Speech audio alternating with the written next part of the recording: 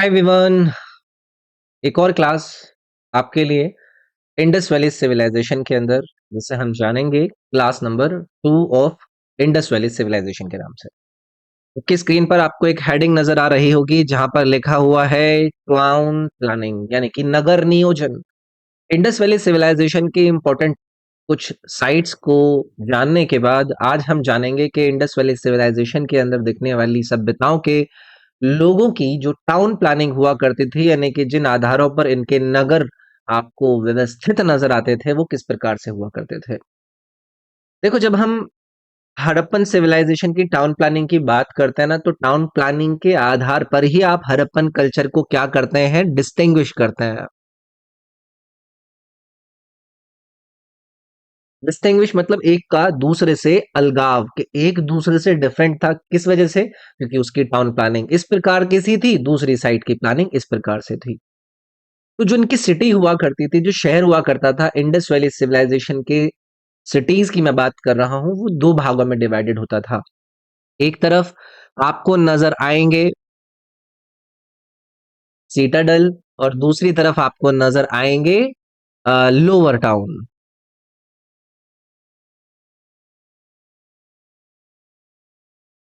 मतलब क्या है इसका? सबसे पहले मैं आप लोगों के साथ सीटाडल की बात करूंगा। पहली चीज आप मुझसे पूछोगे कि सर जी सीटाडल क्या है, तो आप ऐसे देखोगे कि सीटाडल एक प्रकार से थोड़ा सा हायर जमीन पर हुआ करता था, जो कि लोअर टाउन को क्या करा करता था, एडमिनिस्टर किया करता था, प्रशासन चलता था वहां से सारा का सारा। यानी कि एक प्रकार से जो बड़ी क्लास हुआ करती थी, वो उस सीटाडल पर रहा करती थी, एक ऊंचे ग्राउंड पर। वहां पर उनके महल या फिर अलग अलग प्रकार की बिल्डिंग बनी हुआ करती थी। तो जब हम सीटाडल की बात करते हैं, तो ये आपको नजर आता था वेस्टर्न साइड में, यानी कि उस सिटी के पश्चिमी तरफ। और जब हम लोअर टाउन की तरफ देखते हैं, तो ये आपको नजर आएगा उस सिटी के ईस्टर्न साइड पर। सीटाडल की बात कर लेता है, तो देखो ये एक प्रकार से मिट्टी की जो ईंटें थी, उससे बना हुआ एक प्लेटफॉर्म हुआ करता था, जिसका साइज तो छोटा हुआ करता था, और इसके आसपास ना वॉल्स हुआ करती थी, इस सीटाडल के आसपास। ठीक है। लेकिन ये किस पर बना हुआ है? मड ब्रिक प्लेटफॉर्म पर, जो कि थोड़ा सा हायर लैंड पर है, थोड़ी सी ऊंचाई पर है। कई सारे जो अवशेष हमें प्राप्त होते हैं, जैसे कि सीटाडल की कुछ स्ट्रक्चर्स प्राप्त हुई हैं, तो ये कहा जाता है कि यहाँ पर सीटाडल को जो यूज किया जाता था ना, वो कुछ स्पेशल कामों के लिए यूज किया जाता था। कि भाई किसी को ऑर्डर देना है, किसी को किसी भी प्रकार के हमें नियम कानूनों को पास करना है, कुछ पब्लिक पर्पसेस के लिए ये जो सीटाडल हुआ करते थे, वो यूज हुआ करते थे। और इन्हीं सीटाडल्स पर आपको नजर आते थे ग्रेनरीज, जो अन्न भंडारों की मैं बात कर रहा था। जैसे कि मैंने आप लोगों के साथ ग्रेट बाथ की बात करी थी, महान स्नान घर, वो आपको इसी सीटाडल वाले एरिया में नजर आता था। अब जैसे मैंने ये ग्रीनरी की बात करी है, जिसको मैंने अन्न भंडार कहा, मैंने आपसे पिछली क्लास में कहा था ना कि ये मोहन जोदारो वाला जो स्थल है, उसकी लार्जेस्ट बिल्डिंग थी। वैसे ग्रेनरीज ऐसे नहीं है सिर्फ मोहन जोदारो में मिली, ग्रेनरीज को आप कालीबंगन में भी पाते हैं। कालीबंगा इसको बोलते हैं हिंदी में। ग्रेनरीज आपको कालीबंगा में भी नजर आती है, मोहनजोदारो में भी नजर आते हैं, लेकिन मोहनजोदारो में ये है कि लार्जेस्ट बिल्डिंग थी। ठीक है। मोहनजोदारो के अंदर भी आपको ये जो ग्रेट बाथ है, जिसको महान स्नानघर के नाम से हम हिंदी में कहते हैं, ये भी पाए गए। यहाँ पर ये कहा गया कि जो रिचुअल बाथिंग हुआ करती थी, यानी कि पवित्र स्नानों के रूप में इसको यूज किया जाता था। ठीक है। एक रेक्टेंगुलर टैंक हुआ करता था, और चारों तरफ से इसके साइड्स हुआ करती थी, एक कॉरिडोर था जिससे लोग सीढ़ियों के जरिए उतर के यहाँ पर स्नान किया करते थे। इसके अलावा ये भी कहते हैं कि आपके इस ग्रेट बाथ के आसपास ना छोटे छोटे रूम भी बने हुए थे, जहां पर लोग क्या किया करते थे, चेंज वगैरह करा करते थे, अपने कपड़े वगैरह चेंज करना या उस तरीके की चीजों के लिए। ठीक है। और जी ये मैंने आपसे लोअर टाउन की बात करी है, यहाँ पर आपको प्रॉपर घर बने हुए नजर आएंगे स्क्वायर फॉर्म में, है ना। गलियां हुआ करती थी, वो गलियां एक दूसरे से ना 90 डिग्री के कोण पर मिला करती थी। इस तरीके का आपको नजर आया टाउन प्लानिंग, किस प्रकार से इनका नगर नियोजन था। अगली चीज हम जानेंगे इनके ड्रेनेज सिस्टम के बारे में। ड्रेनेज सिस्टम, यानी कि जो निकास प्रणाली होती है ना, जो घर का वेस्ट वगैरह होता है उसको बाहर निकालने के लिए ड्रेनेज होता है, उसके बारे में बात करेंगे। देखो, जो सबसे एक अलग विशेषता हमें हड़प्पन सिटीज की नजर आती है ना, वो ये कि इनके जो ड्रेनेज सिस्टम थे ना, उनको बहुत ही केयरफुली प्लान किया गया था। Carefully planned. भाई, आप कोई शहर कितना अच्छा है उसको किस आधार पर बताते हैं? यही तो देखते हैं कि भाई उस आपके टाउन के अंदर, उस सिटी के अंदर जो हर घर है, उस घर घर का जो वेस्ट है, वो किस तरीके से बाहर आ रहा है। आप ये देखोगे कि हर घर से एक अंडरग्राउंड वाटर ड्रेन निकल रहे हैं, जो कि किससे बने हुए हैं? स्टोन स्लैब्स से बने हुए हैं, ऐसे ओढ़े हुए नहीं है।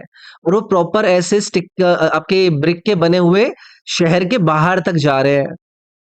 तो ये एक बहुत बड़ा फीचर था आपके इस ड्रेनेज सिस्टम के अंदर। ठीक है। तो ऐसे नहीं है कि ये हर शहर में मिलता था, बट काफी बड़े बड़े शहरों में ये ड्रेनेज सिस्टम देखने के लिए मिला। कोई ऐसे शहर जहां पर छोटे नंबर में आपको सेटलमेंट नजर आता है, वहां पर भी था। जैसे कि लोथल। लोथल में ऐसा ड्रेनेज सिस्टम देखने के लिए मिलता है। मड ब्रिक्स का यूज करके ऐसे ड्रेनेज सिस्टम को बनाया गया था। कई सारी ऐसी भी जगह है जहां पर जो बर्न्ड ब्रिक्स है, यानी कि जो मिट्टी की बनी हुई ईंटों को पकाकर बनाए जाते हैं ना, उससे बने हुए आपको ये ड्रेनेज सिस्टम देखने के लिए मिलता है। ठीक है। तो ये मैंने ड्रेनेज सिस्टम की बात कर ली कि भाई ऐसे ऐसे करके इनकी निकासी प्रणाली बड़ी प्रॉपर हुआ करती थी। ऐसे नहीं था कि वहां पर ना जम रखा है ना, घर का वेस्ट, ऐसे नहीं था। स्टोन स्लैब्स लगे हुआ करते थे इनके ड्रेनेज के ऊपर, है ना। ऐसे सिस्टम नजर आता है। इसके अलावा जब मैं ड्रेनेज सिस्टम के आगे बढ़ता हूँ ना, तो इनकी सिटीज के जो प्लान थे, उनके अंदर ना आपको अलग अलग वेरिएशंस नजर आएंगे हर स्थलों पर। ज्यादातर जो आप हड़प्पन सेटलमेंट्स को देखेंगे, उनका एक ही जैसा प्लान है। ठीक है, कि सिटाडल है और साइड में आपका एक लोअर टाउन है। लेकिन कई सारी ऐसी भी आपको साइट्स नजर आएंगी जहां पर कुछ अलग अलग प्रकार की चीजें थी। जैसे कि ढोलावीरा, यहाँ पर थोड़ी सी अलग आपको प्लानिंग नजर आएगी। लोथल, जो कि कहाँ पर है? गुजरात में। इसमें अलग प्रकार की आपको नजर आएगी। धोलावीरा भी आपका गुजरात के अंदर ही आएगा। यहाँ पर जो पूरा का पूरा इनका स्ट्रक्चर हुआ करता था ना, वो हुआ करता था फोर्टिफाइड, यानी कि किलाबंदी टाइप की हुआ करती थी इन जगहों पे, ताकि कोई आक्रमण वगैरह ना करे। ठीक है। इवन जो लोअर टाउन हुआ करता था, जैसे कि मैंने सीटाडल आपको बताया, है ना, और जो लोअर टाउन है, तो इनके बीच में भी कुछ दीवारें हुआ करती थी, जैसे मूवीज वगैरह में आप देखते हैं। तो अलग अलग शहरों में अलग अलग कुछ वेरिएशंस आपको नजर आते हैं। उन पर बहुत ज्यादा बातें होती हैं। अभी यार मैं बात कर लेता हूँ जो इंडस वैली सिविलाइजेशन की कुछ इंपॉर्टेंट साइट्स मैंने आपको बताई। हड़प्पा, मोहनजोदारो, सुत्तागेंदर, चन्नूदारो, रंगपुर, अमरी, उज्जी, बहुत सारे हैं ऐसे। उनसे कुछ ऐसी इंपॉर्टेंट साइट्स को हम लिखते हैं। उनकी लोकेशन क्या है, उनको किसने एक्सकेवेशन कराया, किस साल कराया, और वहां से क्या क्या इंपॉर्टेंट चीजें प्राप्त हुई, उसे एक टेबल में बनाता हूँ। वो टेबल आप लोगों को, जो आपको पीडीएफ मैंने प्रोवाइड करी है, उसमें भी आपको प्रॉपरली नजर आएगा। लेकिन यहाँ पर एक बार थोड़ा सा डिस्कशन इस पर मैं कर लेता हूँ। जो इंडस वैली सिविलाइजेशन की कुछ इंपॉर्टेंट साइट्स है, उनके बारे में टेबल में आपको बताता हूँ। तो आइए एक टेबल बनाता है। इसका टाइटल लिखते हैं हम, important sites of Indus valley civilisation of Indus valley civilisation. यहाँ पर हम साइट का नाम लिख लेते हैं भाई, मतलब जिस स्थल का हम जिक्र करेंगे उसकी लोकेशन कहाँ है, क्योंकि हमसे लोकेशन भी पूछे जाते हैं। इसको एक्सकवेट किसके द्वारा करवाया गया, कौन से वो व्यक्ति थे जिसकी सुपरविजन में इन स्थलों की खुदाइयां हुई थी, वो साल कौन सा था जब ये एक्सकेवेशंस हुए थे, और यहाँ की कुछ मेजर फाइंडिंग्स कि भाई इन खुदाइयों से क्या क्या चीजें प्राप्त हुई। तो सबसे पहले हम बात करेंगे हड़प्पा के बारे में। लोकेशन सभी को पता है, आपकी रावी रिवर के तट पर, ये पाकिस्तान के अंदर लोकेटेड है। यहाँ पर मैं लिख देता हूँ रावी रिवर। इसकी एक्सकवेशन कराने का जो श्रेय दिया जाता है वो किसको दिया जाता है? दयाराम साहनी।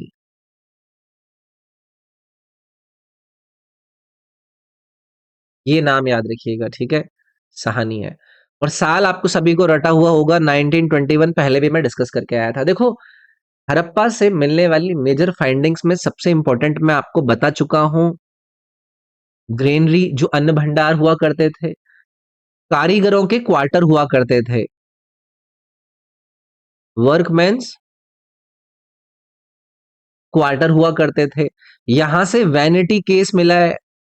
वैनिटी केस जो श्रृंगार वगैरह रखने की कुछ कुछ वो नहीं होते हैं, केस होते हैं, वो मिलता है। यहाँ से भट्टियां मिली हैं, फर्नेंसेस मिले हैं यहाँ पर, जिसमें कि ईंट वगैरह को ये पकाया करते थे, ठीक है। कॉपर का ब्लॉक कार्ट मिला है, यानी कि कॉपर का बना हुआ ना छोटा सा खिलौने में जो बैलगाड़ी होती है ना, वो मिला है। सिमेट्री मिली है, मतलब जहां पर दफनाया जाता था, ठीक है, लोगों को। टेराकोटा की फिगरीन्स मिली हैं, छोटी छोटी फिगर टेराकोटा की बनी हुई। इवन ऐसी भी चीजें आपको एविडेंस के रूप में प्राप्त होती हैं जहां पर हॉर्स सेक्रीफाइस हुआ करते थे, कि भाई सुपरफिशियल लेवल पर, कि भाई अगर किसी की कुछ मान्यता हुआ करती थी, किसी की बलि वगैरह दे दी जानी होती थी, तो घोड़ों की बलि दी जाने के भी एविडेंस मिले हैं। ये हड़प्पा से संबंधित कुछ मेजर फाइंडिंग्स मैंने आपको बताई। ऐसे ही मोहनजोदारो का लिख देता है। जैसे कि लोकेशन अगर मैं आपसे पूछूंगा तो इसकी लोकेशन है इंडस रिवर पर। इस सिंध लिख देता हूं मैं, और यहां पर लिख देता हूं इंडस रिवर। यहां पर ये लोकेटेड है। इसकी एक्सकेवेशन कराएगी आर डी बैनर्जी के द्वारा। और इसकी जो साल है वो इंपॉर्टेंट है, 1925। कौन कौन सी मेजर फाइंडिंग्स मैंने बताई थी? ग्रेट बाथ जो स्नान घर थे, ग्रेनरी जो अन्न भंडार थे, ऐसे ही और भी चीजें मिली हैं आपको। एक डांसिंग गर्ल का स्टैच्यू मिला है यहाँ पर आपके मोहनजोदारो के अंदर। पशुपति सील मिली है, मतलब एक सील पर एक मोहर पर पशुपति की इमेज देखने के लिए मिली है। इवन बुने हुए कपड़े भी मिले हैं, जैसे वुवन क्लोथ्स होते हैं ना, वो यहाँ पर प्राप्त हुए हैं। तो ऐसी हर साइट, उसकी लोकेशन, किसने उसको एक्सकेवेट किया, कब किया, और उसकी इंपॉर्टेंट फाइंडिंग्स, ये हमारे लिए इंपॉर्टेंट है। मेरी पीडीएफ जो आपके इस फोल्डर में मैंने प्रॉपरली डाली हुई है, वहां पर आप वो बाकी की साइट्स की भी इंपॉर्टेंट फाइंडिंग्स और बाकी के डिटेल्स देखेंगे, ठीक है। तो अभी मैंने टाउन प्लानिंग के अंदर आप लोगों को सीटाडल के बारे में बताया। अब हम आ जाते हैं लोअर टाउन के ऊपर। आइए भाई, लोअर टाउन। देखो, जो लोअर टाउन हुआ करता था, जो कि सीटाडल के नीचे हुआ करता था, इसका साइज बहुत बड़ा था। और यहाँ पर कौन रहा करते थे? कॉमन लोग रहा करते थे।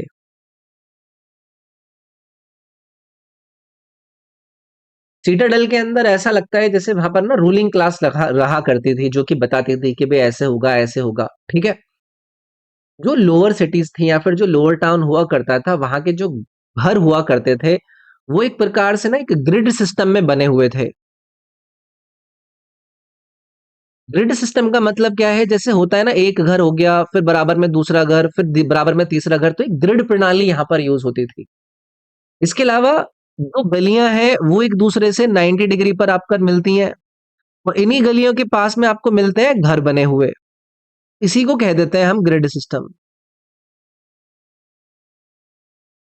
इस प्रकार की प्रणाली यहाँ पर देखने के लिए मिलती है। जो गलियां थी वो इनकी काफी चौड़ी थी, और ऐसे कहा जाता है, तो इनकी मेन गली हुआ करती थी वो लगभग 10 मीटर चौड़ी हुआ करती थी, ठीक है। तो ये इंपॉर्टेंट चीज है जो कि आपको लोअर टाउन से रिलेटेड याद रखनी है। जो रहने वाली बिल्डिंग हुआ करती थी, जिनको आप रेजिडेंशियल बिल्डिंग कह देते हैं,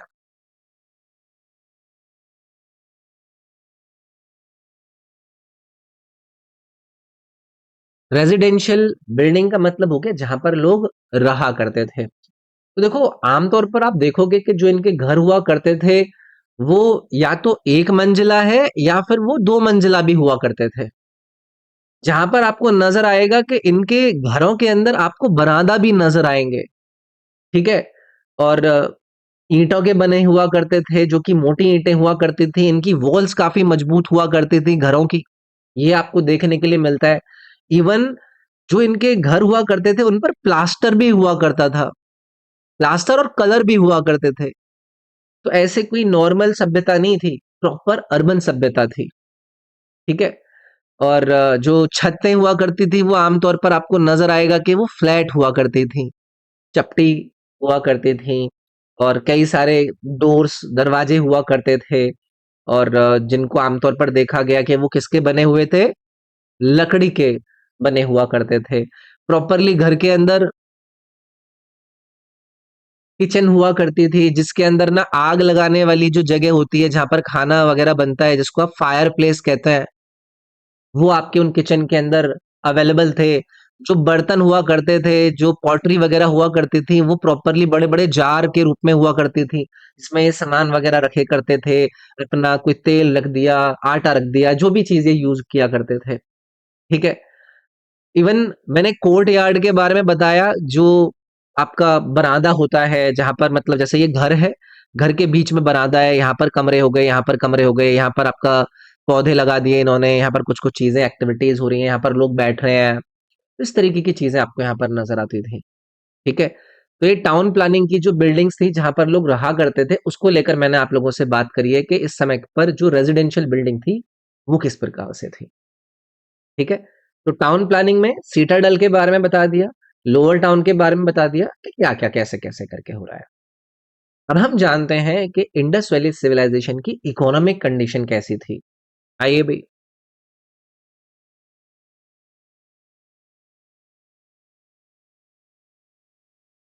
economic conditions of Indus valley civilisation. देखो, मेनली तो आप यही कहेंगे कि ये हुआ करते थे एग्रीकल्चरिस्ट, यानी कि कृषि वगैरह पर इनका ध्यान हुआ करता था। लेकिन सिर्फ एग्रीकल्चर में ही नहीं थे, इसके अलावा ये व्यापार वगैरह भी करा करते थे, यानी कि ट्रेड वगैरह में इन्वॉल्व रहना, या फिर कुछ और भी ऑक्यूपेशंस, ऐसे पेशे आपको नजर आएंगे जिसके अंदर आपको इंडस वैली सभ्यता की जो अर्थव्यवस्था है वो घूमती हुई नजर आएगी। सबसे पहले हम आ जाते हैं एग्रीकल्चर पर। कृषि के क्षेत्र में आपको इंडस वैली सिविलाइजेशन के अंदर क्या नजर आएगा? तो देखो, जितने भी हड़प्पन गांव हुआ करते थे, जो कि आप ऐसे मान लीजिएगा ऐसे जगह पर लोकेट हुआ करते थे जहां पर आमतौर पर ना बाढ़ें आया करती थी। मतलब आप ऐसे बोल दीजिए फ्लड प्लेन्स, जहां पर बाढ़ वगैरह आया करती थी। तो बाढ़ वगैरह आने वाले जो प्लेन्स हुआ करते थे ना, वहां पर क्या है ना, उपजाऊ हुआ करती थी मिट्टी। तो वहां पर आप ऐसे मान लीजिएगा कि फूड ग्रेन्स, यानी कि खाद्यान्न उगाने में इनको बहुत ज्यादा हेल्प मिला करती थी। ठीक है। अब एग्रीकल्चर के क्षेत्र में जो जो एक्टिविटीज ये लोग किया करते थे उनके बारे में हम बात कर ले। जैसे कि इनको सोइंग करना। सोइंग मतलब यही है कि जो बीज वगैरह होते हैं उनको अपने इन फ्रूट प्लेन्स के अंदर जाकर बीजों को बोना। नवंबर के मंथ में जाकर इन्होंने बीज बो दिए और फिर उसी हिसाब से फ्लड वाटर्स आया, वापस चला गया, पानी मिल गया, और उसमें इन्होंने इनकी जो मेजर क्रॉप्स हुआ करती थी जैसे कि वीट, बारले, इनको प्रोड्यूस कर लेना। और अप्रैल वगैरह के मंथ में क्या करते थे, जब दूसरी वाली बाढ़ आने से पहले ये इन अपनी फसलों को काट लिया करते थे। तो बोना, बुवाई करना, सोइंग करना, ये एक इंपॉर्टेंट पेशा था आपके एग्रीकल्चर के अंदर। प्लोइंग।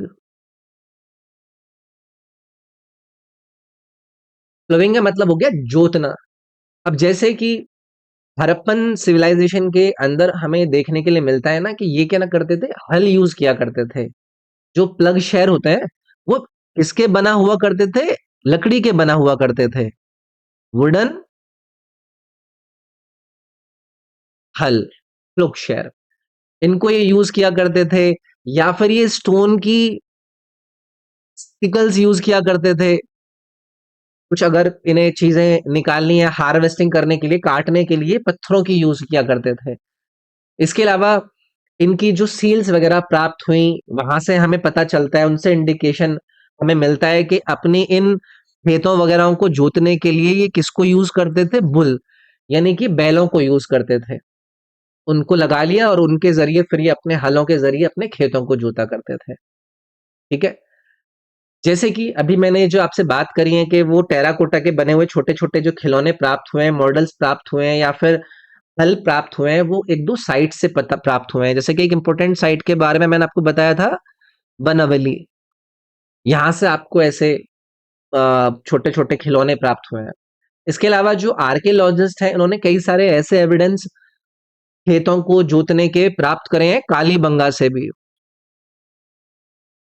कालीबंगन जो कि कहाँ पर है, राजस्थान के अंदर है, यहाँ से भी जुते हुए खेत प्राप्त करे हैं। ठीक है। तो जुताई एक इंपॉर्टेंट चीज है जिसमें आप एक्टिविटी के रूप में देख रहे हैं एग्रीकल्चर के अंदर। क्रॉप्स की बात कर लेते हैं,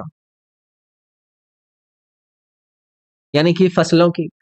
देखो, जब हम इंडस पीपल की बात करते हैं तो ये सबसे शुरुआती वो लोग हैं जिन्होंने किसको प्रोड्यूस किया, कॉटन को प्रोड्यूस किया। यहां से आपके सवाल पूछ लिया जाता है। ठीक है। इसके अलावा राइस की कल्टीवेशन हुआ करती थी या नहीं हुआ करती थी, वो काफी रेयर था।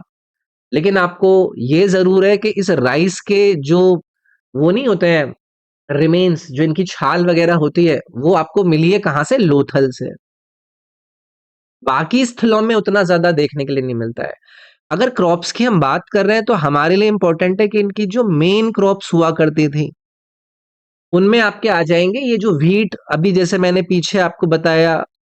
रा, राइस को आप उतना यहाँ पर यूज नहीं देखोगे, आप बार्ले को बहुत ज्यादा यूज देखोगे, जौ को।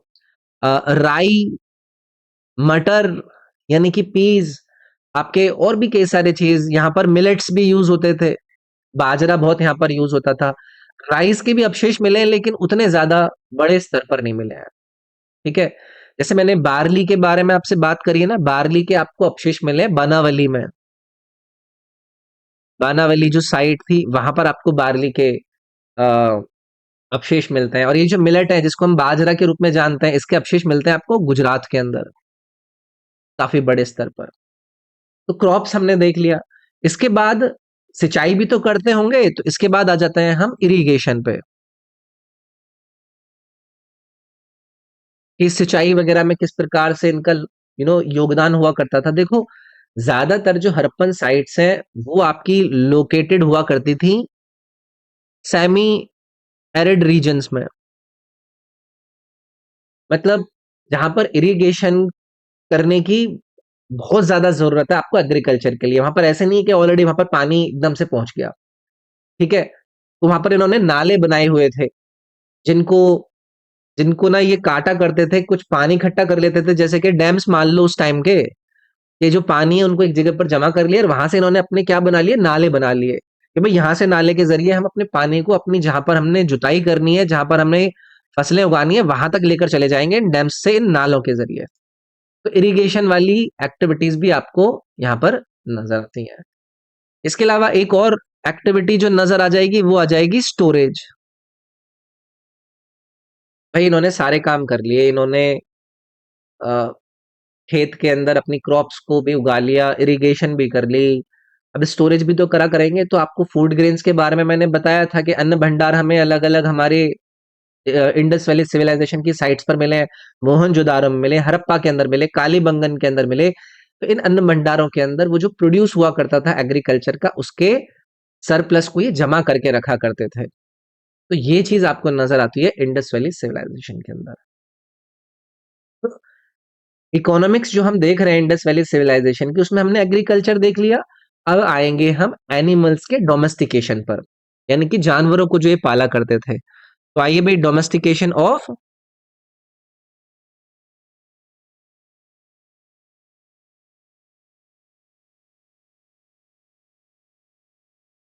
एनिमल्स।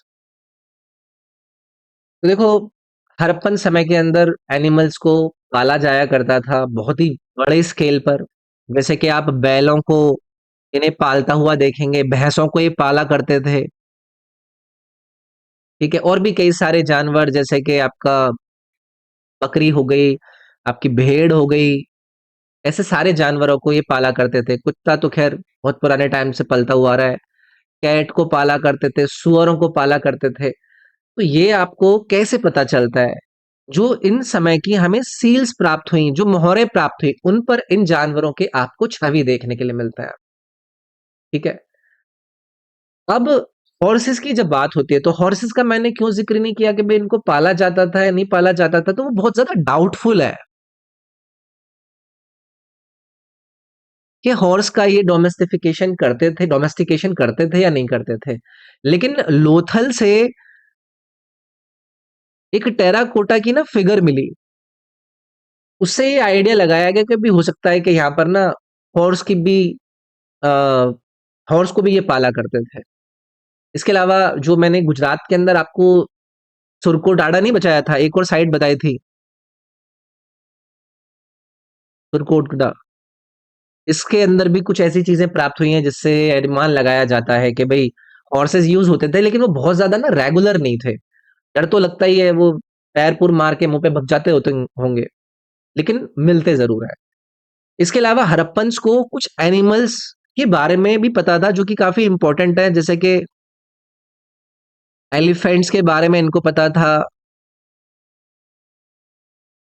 जो गैंडे होते हैं, राइनोसर्स होते हैं, उनके बारे में इनको पता हुआ करता था, लेकिन इनको डोमेस्टिकेट नहीं करते थे, ठीक है? गुजरात के अंदर एलिफेंट्स को डोमेस्टिकेट किया जाता था, ऐसे कुछ कुछ आइडिया मिलते हैं। और भी कई सारे जानवर हैं जो कि हड़प्पन लोगों को पता हुआ करते थे, जैसे कि ऊंटों के बारे में पता था इनको, गधे के बारे में पता था, ऐसे और भी कई सारे एनिमल्स जिनके बारे में पता था, तो ये याद रखिएगा। लेकिन मैंने लायन का नाम नहीं लिया है, ये चीज याद रखना।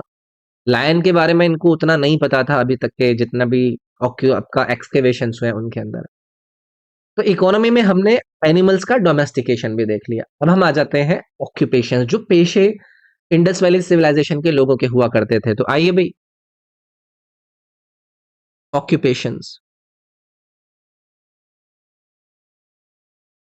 ऑक्यूपेशंस मतलब वही कि भाई कोई एक्टिविटी करता हुआ आपको नजर आ रहा है, जैसे कि बुनाकार नहीं होते हैं आज के, आप इनको दर्जी मान लीजिए, ठीक है? उस टाइम पर पॉटर्स हुआ करते थे जो बर्तन वगैरह बनाया करते थे, बीड मेकर्स हुआ करते थे जो आपके गहने वगैरह बनाया करते थे, और सील्स क्योंकि हमें बहुत मिलती हैं, इनको बनाने वाले लोग भी हुआ करते थे। तो अलग अलग लोगों के अलग अलग प्रकार के पेशे हुआ करते थे। इवन जो ये बीड मेकिंग की मैंने बात करी है ना, इनकी फैक्ट्रीज मिली हैं। कहाँ से मिली है? आपका एक तो लोथल याद रखिएगा, एक याद रखिएगा आप चन्नूदारो। ये दो ऐसी साइट्स है जहां से आपको इन बीड्स की, यानी कि जो हार वगैरह बनने के बीड्स ये यूज किया करते थे, उनकी फैक्ट्री प्राप्त हुई है, ठीक है? तो ऑक्यूपेशन हो गया।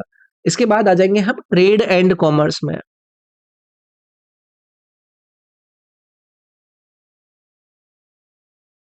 ट्रेड एंड कॉमर्स क्या मतलब, क्या हो गया भाई? जो जो चीज ये लोग बना रहे हैं, उस चीज को बनाकर ये एक जगह से दूसरी जगह पर ले जाकर अलग अलग तरीके से बेचा भी करते थे।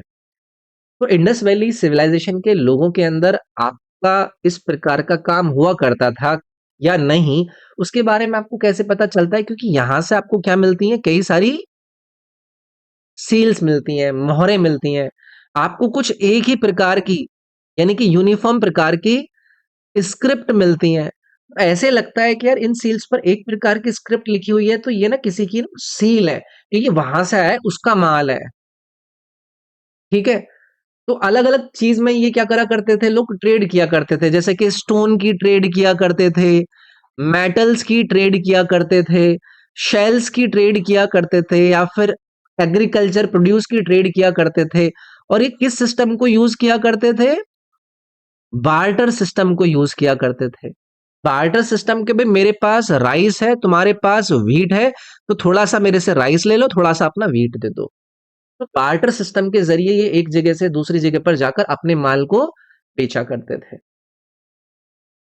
जो इनकी हड़प्पन सिविलाइजेशन की इंटरनल सभ्यताएं थी उसमें भी ये ट्रेडिंग किया करते थे, या फिर ऐसी जो बाहरी सभ्यताएं थी बाकी अलग अलग जगह पर अरेबियन सी को पार करके ये समुद्री रास्तों के जरिए भी अपनी ट्रेड किया करते थे।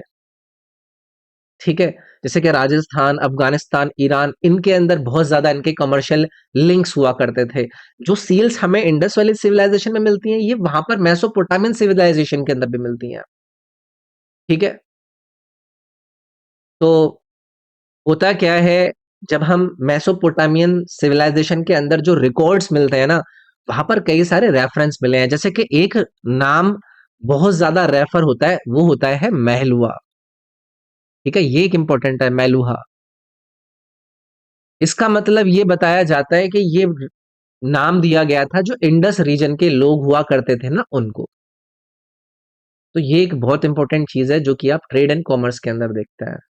ठीक है, तो ये एक इंपॉर्टेंट चीज हो गई जिसको हमने ट्रेड एंड कॉमर्स के अंदर डालकर देखा। इसके अलावा एक लिस्ट मैं पीडीएफ में आप लोगों के साथ शेयर करूंगा कि इंडस वैली सिविलाइजेशन के दौरान जो प्रोडक्ट हुआ करते थे वो कौन कौन से आइटम हुआ करते थे जिनको ये लोग इंपोर्ट करते थे, तो कहाँ कहाँ से करते थे। जैसे कि मैं यहाँ पर कुछ कुछ के नाम लिखता हूँ जितने मेरे को याद आ रहे हैं। जैसे कि गोल्ड की जब बात होती है तो गोल्ड को इंपोर्ट कराया जाता था। कहाँ से? अफगानिस्तान से। अफगानिस्तान से इंपोर्ट कराया जाता था। इसके अलावा जो हमारा आज का कर्नाटका है ना, कर्नाटका से इंडस वैली सिविलाइजेशन के लोग गोल्ड को इंपोर्ट कराया करते थे। सिल्वर को ये लोग इंपोर्ट कराया करते थे। कहाँ से इंपोर्ट कराया करते थे? अफगानिस्तान से ही। ठीक है, टिन आया करता था आपका, टिन भी अफगानिस्तान से आया करता था और इसके अलावा ईरान से भी आया करता था। तो ऐसी एक टेबल मैंने पीडीएफ में डाली है जिसके अंदर आपको ऐसे कुछ आइटम्स नजर आएंगे जिनको ये लोग क्या करते थे, इंपोर्ट कराया करते थे। अगली क्लास में मैं आप लोगों से बात करूंगा किसकी? सोशल कंडीशंस की। Social conditions in Indus valley civilisation. ये जो हड़प्पन समाज था वो किस प्रकार से था, यानी कि इस समय पर आपको देखने के लिए मिलेगा कि वहां पर लोग ना एक समतावादी हुआ करते थे। यानी कि इगैलिटेरियन हुआ करते थे। वहां पर ये नहीं है कि कोई अलग प्रकार का है, वो कम कम है वो या फिर वो बड़ा है। वहां पर एक दूसरे को इक्वली ट्रीट किया जाता था। पॉलिटिकल वे में भी, इकोनॉमिक वे में भी सब एक दूसरे के बराबर हुआ करते थे। वहां पर कोई कास्ट सिस्टम हुआ करते थे या नहीं हुआ करते थे इसके बारे में नहीं पता चलता है।